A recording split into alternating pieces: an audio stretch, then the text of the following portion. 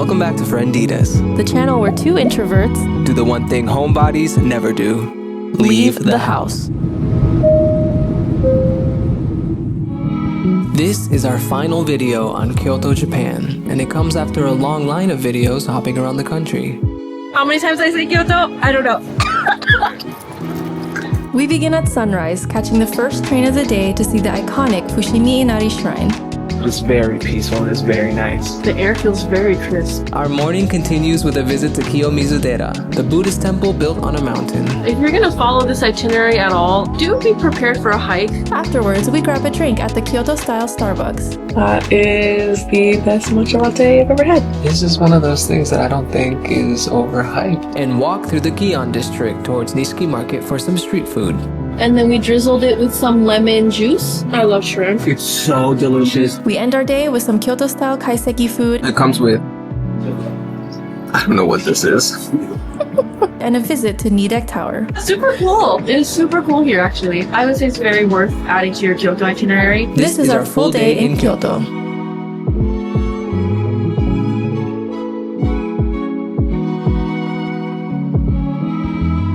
Good morning, guys. It's very, very, very morning right now. How early? We are taking the very first train. I don't think we've ever done that yet on our travels. Why are we sweaty? Because we had to kind of haul ourselves over here. We had to leave our Airbnb at 5 a.m. And it was still dark when we woke up. The sun was starting to rise by the time we left. And right now, it is rising. Very beautiful. Already a very busy start. It's really nice being able to start the morning this early. Because we don't often do this. Like, we're usually more on the night owl spectrum. But this is well worth waking up and the early time that we had to do that. While we don't know for sure if we needed to be on the first train to make sure there were no crowds. Well, what do you mean by crowds? What are we doing? Well, we're up this early because we're doing an early Kyoto itinerary day. So that includes going to Fushimi Inari to avoid the crowds as much as we can. Yeah. Looks like the train is here. Yeah.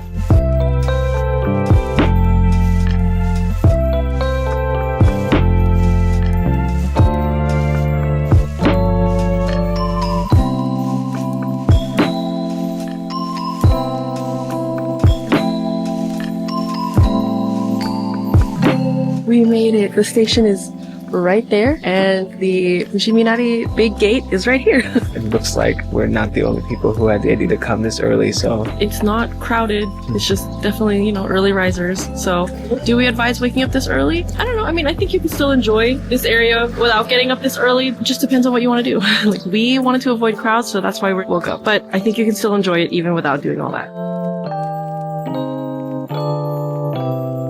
We think that if you can wake up in the morning, it's a nice treat because you hear the birds and basically nothing else. If you're able to go on a nice day, the sun is still soft, so it's not like like beating down on your face.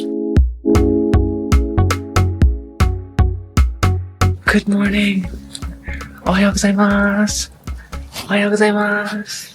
This is the Fushimi Inari Shrine Tower Gate area. It's still pretty quiet at this time because, again, we're here super early. It is very pretty though in the morning light. Luckily, they put a infographic here of kind of the map of Fushimi Inari Shrine. You can kind of follow it in a guided sense or kind of in your own way too. Either way, you'll see most of the grounds. This area is very big, and do not be surprised if you see people like showing up in hiking gear because there is a lot of hiking opportunities like stairs. Pretty immediately though, we're met with the large tunnel of torii gates. It's called Senbon Torii, so that's basically meaning 1,000 torii gates because you're gonna walk through 1,000 of them. You can hear, this is how quiet it is. Yeah. We speak at a regular volume. It's too loud. Yeah. It is a really cool experience walking through the gates. And even though, yes, it is very early in the morning, it is very worth it to come when it's still really calm and there's just only a couple people around because it felt very serene walking through all of this. And also, the climate of the day was also very nice because, yes, it's a nice day, but the air doesn't feel so hot. It feels actually kind of breezy, so it's really nice to walk through all the torii gates. And part of the reason why it's so peaceful is because with less people, it's much less noise, so it's very quiet.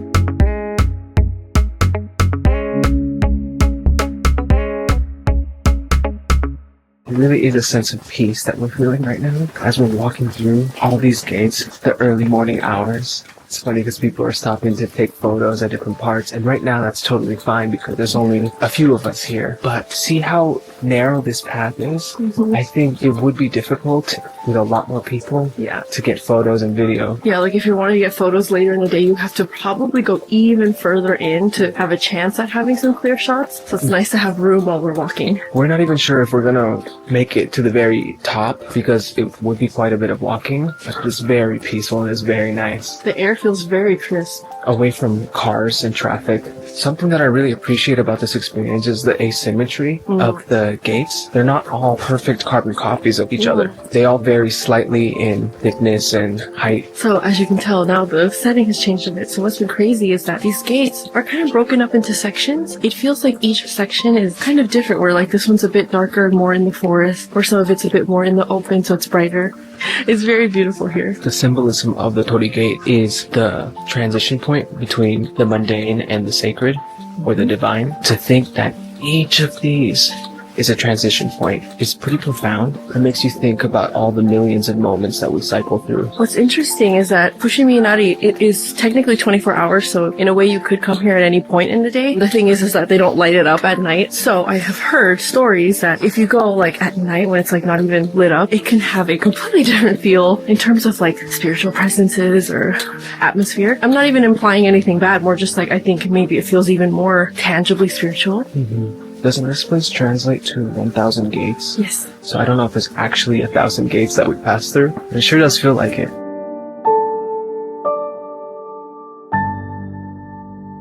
This feels like that moment in Avatar when Guru Patik showed that there was kind of a blockage in the chakras. This stream is just kind of flowing into this pile of leaves, and the river here is there's no flow.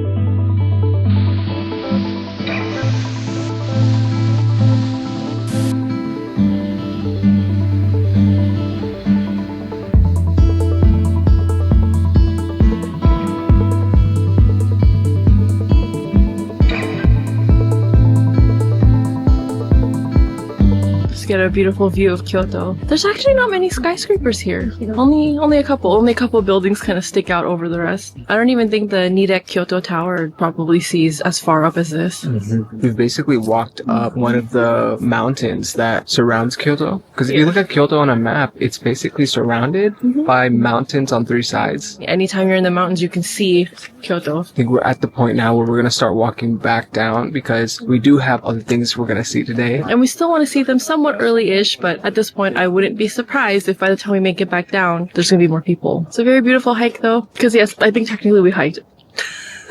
I would count this as a hike, yeah. And nothing really beats hearing the birds this early in the morning. And we've seen a lot of pigeons and crows and even 2 cats. So it's been a very eventful morning already. So for the people like us who chose to come up these stairs for the view, there are vending machines because you're thirsty at this point, but they're charging 250 yen for water and Aquarius and Pocari Sweat. Mind you, the average is more in like the 120 to 180 range.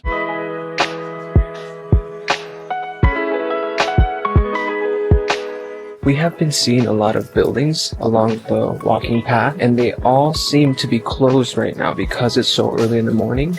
Oh, Pocari. Alright, so the Pocari here is a bit more reasonably priced at 180 yen. Yeah, the buildings, kind of like this one right here. We're wondering if during the day they're actually open and serving customers as they walk along the paths. If that's something you're interested in experiencing, maybe coming super early in the morning might not work for you then. We also think some people might live up here. I think so, yeah. We're seeing a few houses along the path.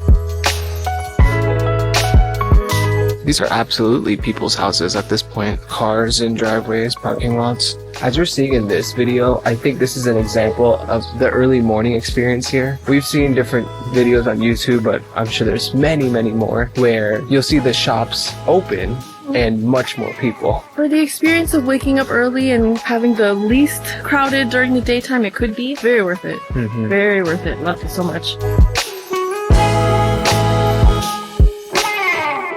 Look at that, we're back where we started. That's where we were earlier this morning. You can see more and more people starting to file in. It's currently almost 7 in the morning. Thank you to Fushimi Inari Shrine. It's very beautiful. So fun. Such a fulfilling moment. This is a very big moment for us because this was something planned a while back. And we're finally here. And we finally did it. Yeah, definitely add it to your Kyoto list. It's really amazing. I guess, yeah, our pro tip is come early, but if you can't, that's okay too. I think you can still enjoy it. If you plan to walk a lot of the path, bring a drink because these vending machines... They're scalping. This bigger bottle, which the ones in the vending machines up at Fushimi Inari were like more this size, this bottle is cheaper than those ones. We're gonna get this. For reference, we're at the Daily Yamazaki. It's right in front of the shrine.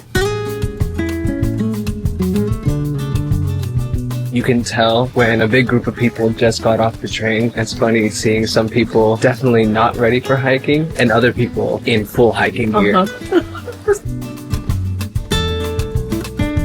We're currently waiting for the train to take us to the next spot. It's still kind of quiet this early in the morning. It feels pretty different from our typical filming days because we'll start at more reasonable morning hours. It's a little bit after 7 right now, 7 in the morning. There's people out. You know, the city is waking up, but it's still pretty quiet.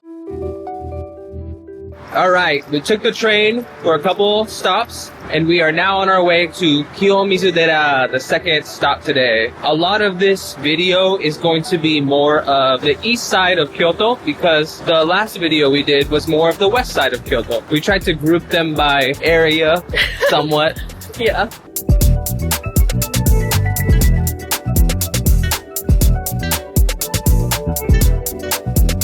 Okay, we just walked all the way up here from down there. There are more people walking from over there. No matter what, coming up here is a battle.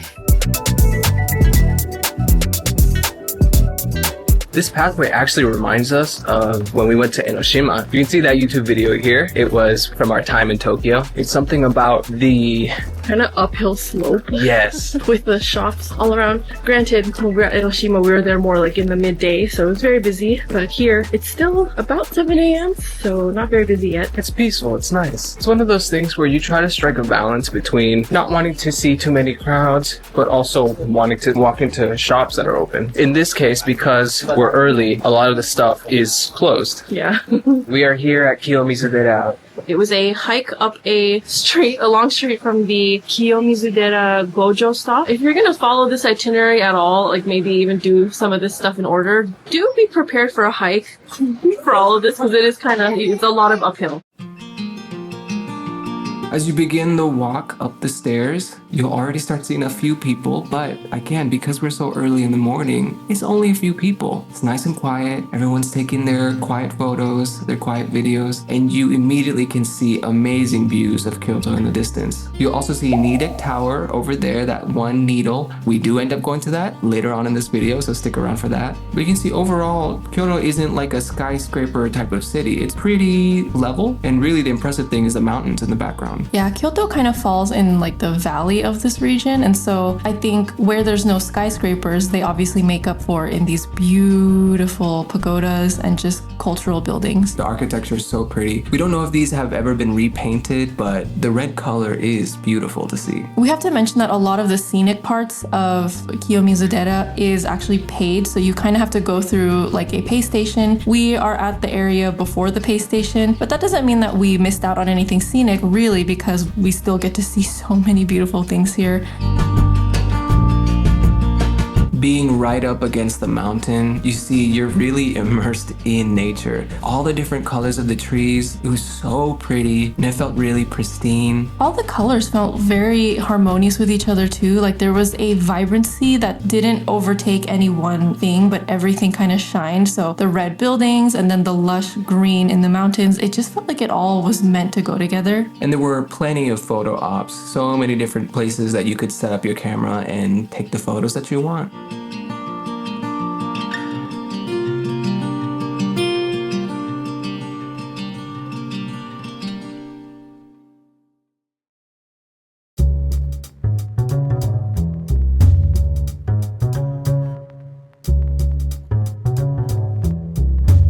What's funny is that we recognize a lot of these streets from social media, but always see them super crowded. Not like this, how we're seeing them. Yeah, so for time's sake, we are here at 8:30 a.m. It's a weekday and it's sunny and it's pretty clear. So crowds are not crazy crowded here right now. Yeah.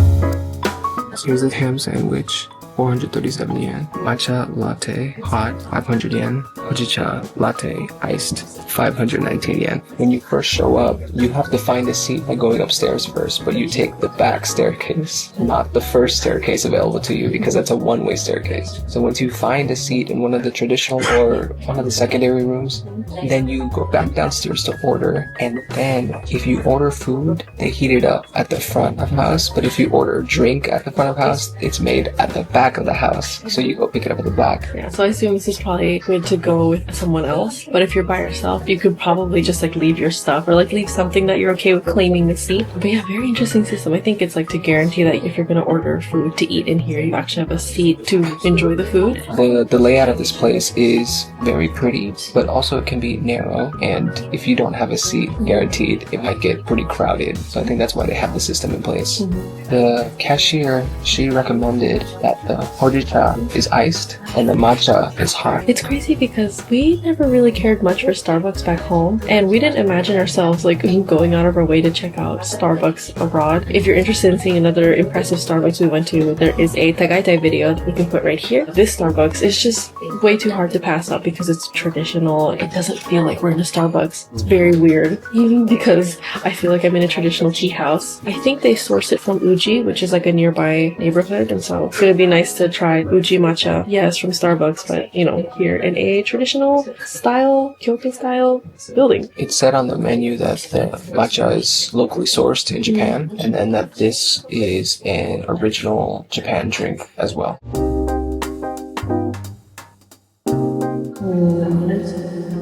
Really is delicious. Wow. That is the best matcha latte I've ever had. It's like such a pure matcha taste. It's not just straight matcha flavor, but it's nice and creamy. This is one of those things that I don't think is overhyped. I'm really surprised by how delicious it is. Now we gotta get in on the hojicha latte. If the matcha latte is any indication that the hojicha latte will be just as good, I'm very excited. This hojicha latte is one of my favorite drinks to have.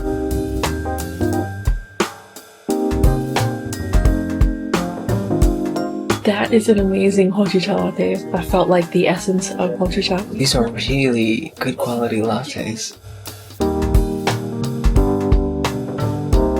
Now, while we won't make a whole video about this Starbucks, I think if you can swing it, definitely try it out. Especially if you're someone who likes Starbucks, like this is a fun experience. I've never been to a Starbucks that's like this. It's very unique. Especially since it's so close to Kiyomizu-dera. We would suggest coming here after kiyomizu-dera because it's like a nice reward after hiking. And they open pretty early. The time of recording, they open at 8 a.m., which is early and helpful for us because we started the day so early.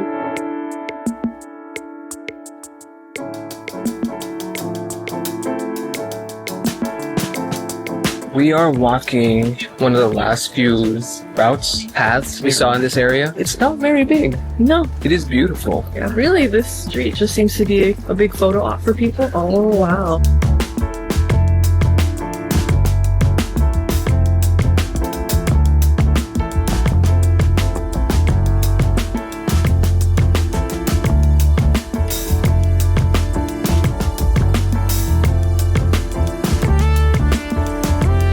We were able to walk straight up north to Yasaka Shrine. It's a very easy walk. It was like, what, 10 minutes about? Not too much time. It's a nice shrine. Time-wise, it's about 10:30 right now, and it's still pretty spacious. Not so many crowds. I mean, there's obviously people out and about taking pictures, but we're a little surprised that, like, now it's basically daytime. Not that crowded. We're very thankful, obviously, because granted, it's such a beautiful day. I would have expected that behind us would have been so many crowds, but it hasn't been. So it's been a very lovely, comfortable day. On the way here, we were talking about how this area of Kyoto isn't super big. And what's crazy, it's one of the areas of Kyoto that is the most popular in media. Almost gives the impression of like larger than life, and that it's like all of Kyoto is like this, which it's not. This part is very beautiful nonetheless. Kyoto is this interesting mix of, yes, cultural sites and architecture, everything that you'd expect from like quintessential Kyoto, but it's also regular. That's been one of our takeaways being here, is that the Kyoto that gets represented in the media and in viral videos isn't really all of Kyoto. It's a part of it, and yes, a very beautiful part, absolutely, but not all of it. When we first arrived, we were surprised how normal Kyoto seemed as a city, like any other city in Japan. It wasn't until we started visiting the sites that Kyoto's known for that we came to understand that it had its own unique charms. Level your expectations of Kyoto in that sense. I mean, granted, we're also full-time travelers, so we have more days to be able to kind of spend just doing regular things too. We don't film every part of our travels. We don't take it for granted that we can visit these sites how we do. At the same time, even we have to admit that we had to kind of level some of our expectations or even just impressions of Kyoto overall, because in media it can come off as so different than the rest of Japan, which the sites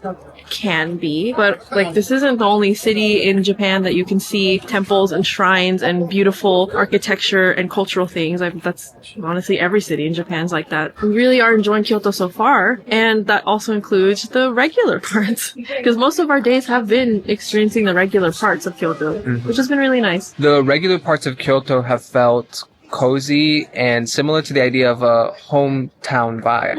It's a nice difference than, you know, how large Tokyo can feel. Like, it's just total urban sprawl. Whereas Kyoto feels like, oh, you have your neighborhood pockets, and then you have your areas where there's like the lively neighborhoods, the downtown areas. It's been really nice experiencing that. We actually were able to go to an onsen in our local neighborhood, and it has become a favorite of ours now. We really enjoy it, and it was tattoo friendly as well. So that like really helped, especially because like both of us have tattoos, and onsen culture here can vary in that sense. It's felt pretty rewarding, creating some sense of a slower life in Kyoto, as I think maybe a lot of the locals have, outside of the globally known tourist spots.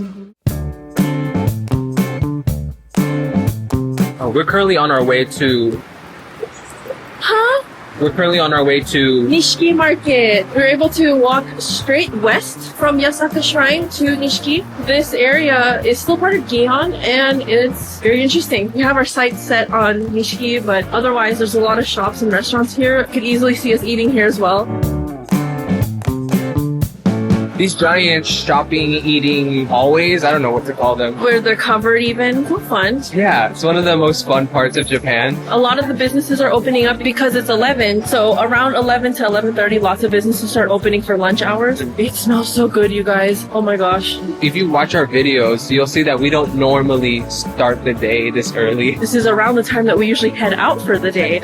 So we're very tired at this time of the day.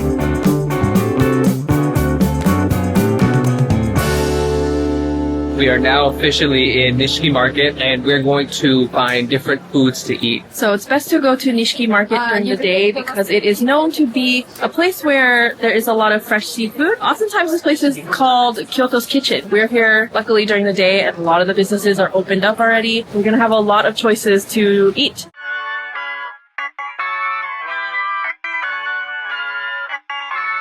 We got yakitori, chicken skewers. This is with salt, and it was 500 yen. This is with Japanese plum sauce. Umeboshi. And this was 600 yen. Both use chicken thigh, so you know it's going to be juicy. The umeboshi first.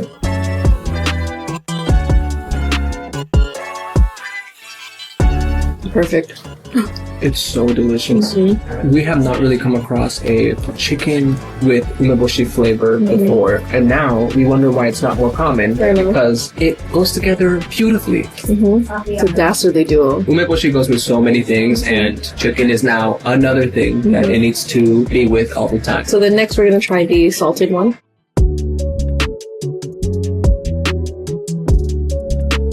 That is just such a classic flavor. It's just salt, but it doesn't taste like just salt. Whatever they do in that kitchen, it brings out these subtle extra flavors in the chicken, this juiciness. This shop is kind of towards the front west end of Nishiki Market, like the entrance on the west end. If you see it, you should go in and get exactly what we got. No, just kidding. But they have so many options. They show you all the options they have out front. It's kind of hard to miss, to be honest. Great first start to Nishiki Market.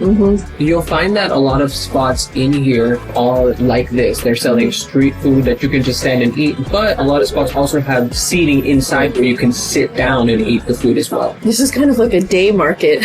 And I still appreciate, though, that even if it's standing room only, that at least there is like an indoor section to eat, because sometimes with night markets, day markets, or, just kind of food stall paths, sometimes it's like, oh, you kind of just have to stand there and eat while other people are like walking around or like trying to order, whereas this is a bit more out of the way, which is nice.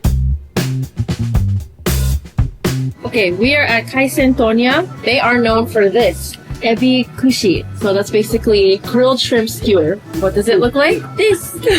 It's so big. It's salted, and then we drizzled it with some lemon juice. It's going to be so good. And there's two, so we both get one each. It's 900 yen.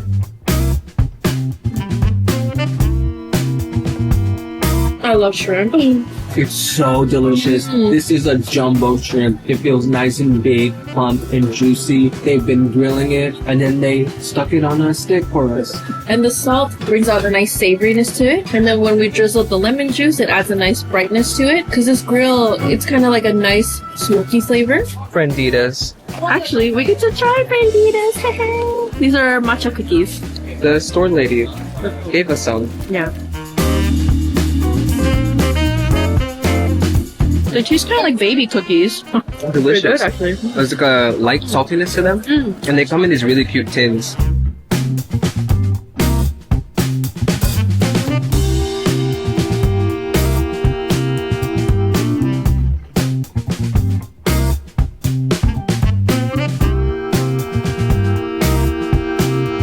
These are chopstick rests, so you like rest chopsticks on them. And look, this is kind of Osaka style, where they have the little okonomiyaki spatula with an okonomiyaki.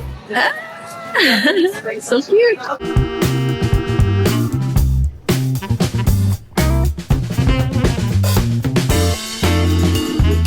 Okay, so we're at City Bakery and we got the apple honey yogurt drink. It's a smoothie and it was advertised up front, which is what drew us in.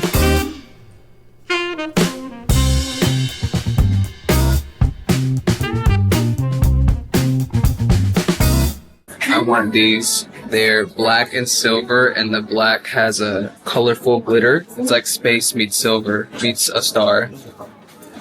It's Frienditas!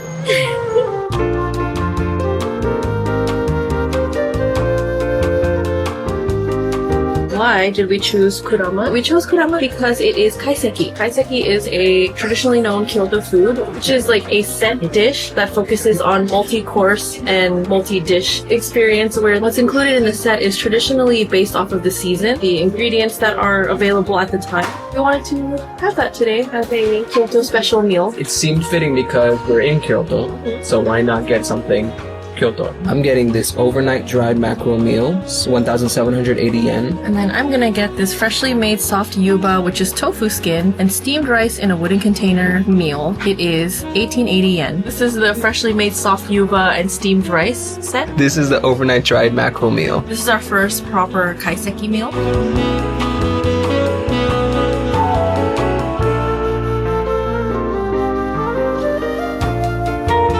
I like it. Very nice and simple. It tastes also kind of like a comfort milk, almost kind of like congee a little bit, or like kind of rice porridge. So overall, this is a very delicious set.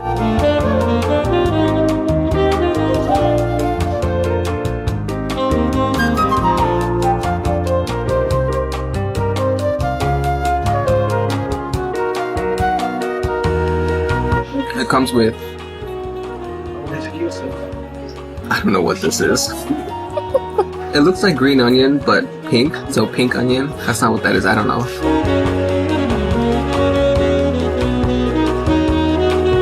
I love a good fried or grilled fish. I really like this type of meal because it has a little bit of everything. So you can pick and choose your bites as you go. And it looks like a lot of food, but it's not that much. It's very nice. We are currently in Kyoto Station, which is actually the second largest train station in all of Japan, right after the Nagoya station. So imagine that. Kyoto, even though it's the smallest of the three well-known cities, it has the largest station of those three. And it's huge. There's like a whole city underground, essentially. And that's also because the bullet train, so the Shinkansen, comes through Kyoto Station. Plus, it is the central hub for all the lines that go in and out of Kyoto. It's even got a shopping mall, a hotel, a movie theater, a department store, etc. It's both a bullet train, regular metro train, and then bus hub central. So much transportation happens here. And it shows because there's just endless amounts of exits here. We were here in Kyoto Station a couple times, and we haven't seen even this part. Going to the Nidec Kyoto Tower. Because we woke up so early, we're pretty sleep deprived. And we're starting to get to that point where we're getting a little loopy. Oh, wow, what is this? At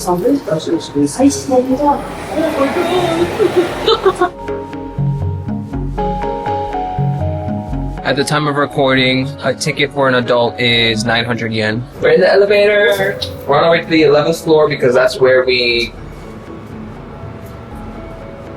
That's where the observation deck is. Thank you.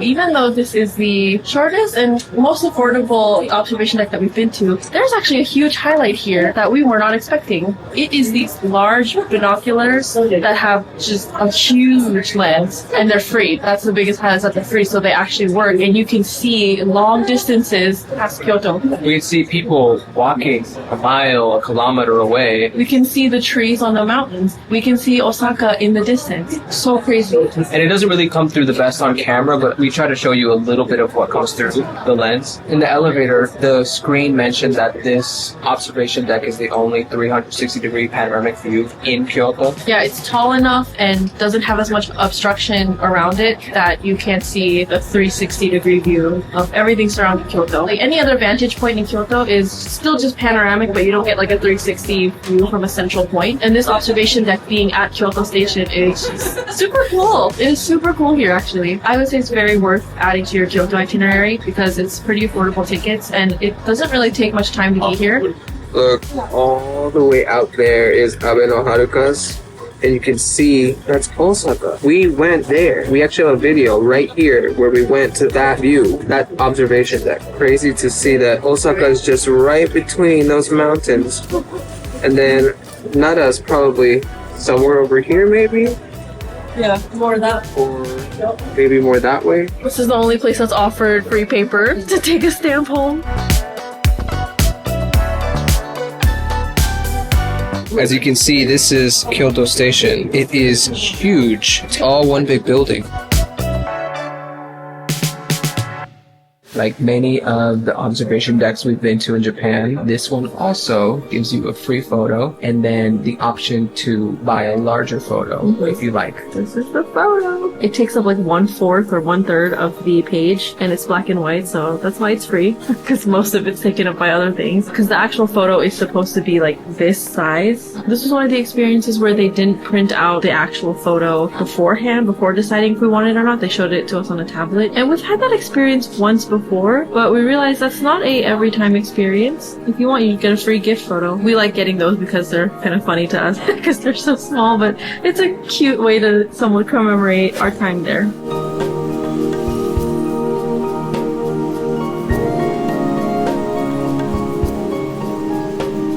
That was our fun-filled day in Kyoto and exploring kind of just your quintessential Kyoto experiences. So temples, shrines, the Nidec Tower, the food, and the shopping. Whoa, what? We said earlier that we've lost it, and we truly have. What shopping?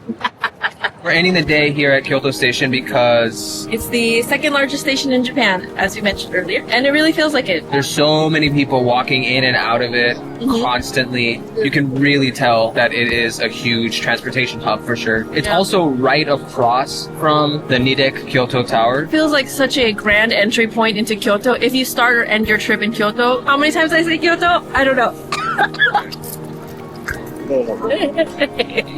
We are losing our marbles now. We need to go to sleep in the middle of the day. Oh, by the way, time-wise, it is 4 p.m. in our day. Thank you so much for watching. Please like and subscribe and leave a comment if you can. Really, any sort of engagement, we love it. We love reading all the comments. Let us know what parts of Kyoto you love or you want to visit. Let us know anything. We want to engage with you guys. Thank you so much for watching, and we'll see you in the next video. Bye!